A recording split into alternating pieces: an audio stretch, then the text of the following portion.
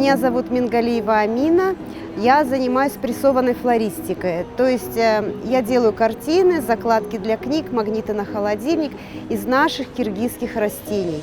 Я сама выращиваю растения у себя на даче и уже больше 20 лет занимаюсь этим искусством. Сначала это было мое хобби, я для себя делала, а потом уже это выросло в профессиональную деятельность.